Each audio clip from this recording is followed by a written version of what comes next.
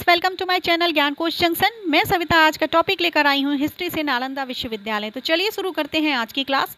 बहुत समय पहले भारत की धरती पर एक ऐसा स्थान हुआ करता था जहाँ ज्ञान की नदियाँ बहती थीं, जहाँ दुनिया भर से लोग सिर्फ सीखने के लिए आते थे। वह स्थान था नालंदा विश्वविद्यालय। जी हाँ, 5वीं शताब्दी में 427 ईस्वी में गुप्त वंश के सम्राट कुमार गुप्त प्रथम के शासनकाल में इस अद्भुत विश्वविद्यालय की स्थापना होती है। यह सिर्फ विश्वविद्यालय नहीं था, यह महाविहार था, जो दुनिया का पहला आवासीय विश्वविद्यालय जहाँ 10,000 से अधिक छात्र और 2,000 से अधिक आचार्य एक ही साथ रहते थे और शिक्षा दीक्षा का कार्य करते थे। यहाँ बौद्ध दर्शन, तर्कशास्त्र, चिकित्सा, खगोल शास्त्र, गणित, साहित्य आदि जैसे विषयों की जानकारी शिक्षा दीक्षा दी जाती थी, जो कि संस्कृत, प्राकृत और पाली भाषा में होती थी। यहाँ पे 90 लाख से अधिक महाग्रंथ तथा 108 विषय पढ़ाए जाते थे और यहाँ पे बहुत अधिक पांडुलिपियाँ मिलती थी। यहाँ भारत ही नहीं, चीन, तिब्बत, कोरिया, जापान, इंडोनेशिया, तुर्की, सीरिया, श्रीलंका और मध्य एशिया जैसे देशों से विद्वान यहाँ पे आते थे। चीनी यात्री वेनसांग और इत्सिंग ने यहीं आकर और रहकर बौद्ध ग्रंथों तथा अन्य पांडुलिपियों का अध्ययन किया और नालंदा की महिमा का वर्णन पूरे विश्व में फैलाया।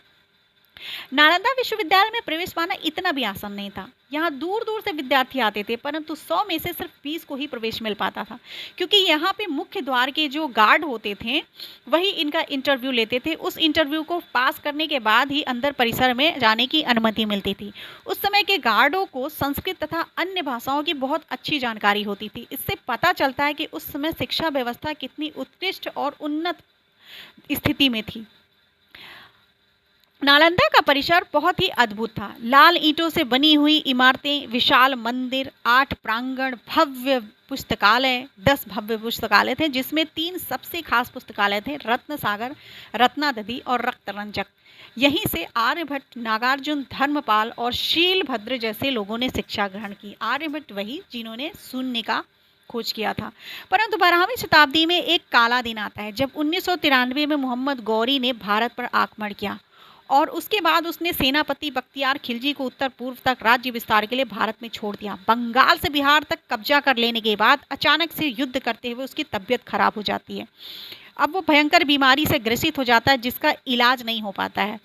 काफ़ी दिनों उसके बाद उसे कोई नालंदा विश्वविद्यालय के आचार्य श्री राहुल श्रीभद्र को दिखाने की सलाह देता है, परंतु वह सीधा मना कर देता है, क्योंकि वो गैर धर्म से इलाज नहीं कराना चाहता है। जब उसे लगता है कि अब ठीक नहीं हो सकता, तब वो वापस मिलता है और उनके आगे अभी भी घमंड में शर्त रखता है कि उन्हें बिना औषधि के ठीक करके दिखाएं। तब आचार्य उन्हें एक कुरान देते हैं, उसे पढ़ता है, पढ़ने के बाद वो ठीक हो जाता है। वापस वो आकर पूछता है कि कैसे ठीक हुआ। तब आचार्य बताते हैं कि कुरान के पन्नों पर उन्होंने औषधि लगाई थी, जिसके संपर्क में आने से वह ठीक हो गया। इसको सुनते ही वह आग बबूला हो जाता है, ईर्ष्या से एकदम परेशान हो जाता है, क्योंकि वो चाहता था इस देश को गुलाम बनाना, और शिक्षित और ज्ञानी व्यक्तियों को गुलाम बनाना आसान नहीं होता है। यह जानता था कि इस देश की उन्नति का आधार शिक्षा ही है। इसलिए उसने नालंदा पर आक्रमण कर दिया, बौद्ध मठों को तोड़ा, विद्यार्थियों, आचार्यों, मठों को बेरहमी से मारा और विश्वविद्यालय में आग लगवा दी। लगभग 90 लाख से अधिक ग्रंथ पांडुलिपियां जल गई, जो कि पत्तों लकड़ियों की बनी थी। 6 महीने तक ये जलती रही और इस तरह सदियों से संचित ज्ञान धुएं में उड़ गया। अब नालंदा खंडहर बन चुका था, लेकिन इसकी आत्मा के अवशेष आज भी हमारे बीच में बिहार के राज्य के पटना के 95 किलोमीटर की दूरी नालंदा जिले में स्थित आज भी हैं। कुछ समय बाद 2006 में भूतपूर्व राष्ट्रपति APJ अब्दुल कलाम द्वारा पूर्व एशियाई शिखर सम्मेलन में इसके रिन्यूअल की सोच रखी जाती। फिर कुछ समय बाद तत्कालीन विदेश मंत्री सुषमा स्वराज द्वारा मिनिस्टर ऑफ एक्सटर्नल अफेयर्स को काम सौंपा जाता है कि जो भी देश नालंदा विश्वविद्यालय के लिंक में थे दक्षिण एशिया के, सभी मिलकर रिन्यूअल में सहयोग दे। फिर बिहार सरकार ने 455 एकड़ जमीन नालंदा से 12 किलोमीटर की दूरी पर आवंटित की। फिर 2016 में तत्कालीन राष्ट्रपति प्रणब मुखर्जी ने इसकी फाउंडेशन की नींव रखी और 19 जून 2024 को वर्तमान प्रधानमंत्री नरेंद्र मोदी द्वारा नालंदा विश्वविद्यालय का उद्घाटन किया जाता है। इस प्रकार नालंदा विश्वविद्यालय का दोबारा पुनरुद्धार होता है और नालंदा विश्वविद्यालय एक नए रूप में हमारे सामने आती है। इस प्रकार आज हमने नालंदा विश्वविद्यालय के उदय से लेके उसकी विनाश और फिर उसकी उन्नति के रूप में देखा।